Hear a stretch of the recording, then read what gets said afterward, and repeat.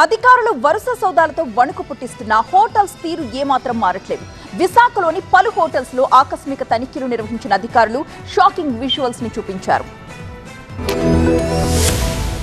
విశాఖలోని చాలా హోటళ్లలో నిల్వ ఆహార పదార్థాల విక్రయం యథేచ్ఛగా సాగుతోంది. ఈ నెల తొలి వారంలో ఆహార భద్రతా ప్రమాణాల శాఖ అధికారులు నిర్వహించిన తనిఖీల్లో పలు హోటళ్లలో రోజుల తరబడి నిల్వ ఉన్న ఆహార పదార్థాలను గుర్తించారు. తీరు మార్చుకోవాలంటూ హెచ్చరికలు జారీ చేయడంతో పాటు కేసులు నమోదు చేశారు. అయినప్పటికీ కొన్ని హోటళ్ల తీరులో ఏ మాత్రం మార్పు రాలేదు. లేటెస్ట్ గా జరిగిన సోదాల్లో MVP కాలనీలోని ఆహా ఏమి రుచులు రెస్టారెంట్ బాగోతం బట్టబయలైంది. ఫ్రిడ్జ్ లో 85 కిలోల నిల్వ ఆహార పదార్థాలను అధికారులు గుర్తించారు. Chicken biryani, fry chicken, lollipop, noodles, fried rice, ఉడకబెట్టిన గుడ్లు, అపోలో ఫిష్, వెజ్ మంచూరియా లాంటి ఆహార పదార్థాలు బూజు పట్టిన స్థితిలో ఉండడాన్ని చూసి సీరియస్ అయ్యారు. దుర్వాసన వస్తున్న ఆహార పదార్థాలను వేడి చేసి కస్టమర్లకు వడ్డిస్తున్నట్టుగా గుర్తించారు. దీంతో రెస్టారెంట్ నిర్వాహకులను ప్రశ్నించగా 2 రోజుల ఆహార పదార్థాలను తేలింది. ఇక కొన్ని నమూనాలను సేకరించి పరీక్షల నిమిత్తం పంపించారు. నిల్వ చేసిన ఆహార పదార్థాలను విక్రయించినట్టుగా నిర్ధారించి కేసు నమోదు చేశారు. ఇక నగరంలోని అనేక హోటళ్లు, రెస్టారెంట్లో ఇదే పరిస్థితి ఉంటుందని అధికారులు చెబుతున్నారు. ఎప్పటికప్పుడు తనిఖీలు చేస్తున్నా నిర్వాహకుల్లో మాత్రం మార్పు రావడం లేదంటున్నారు. అయితే తస్మాత్ జాగ్రత్త అంటూ కస్టమర్లను కూడా హెచ్చరిస్తున్నారు అధికారులు.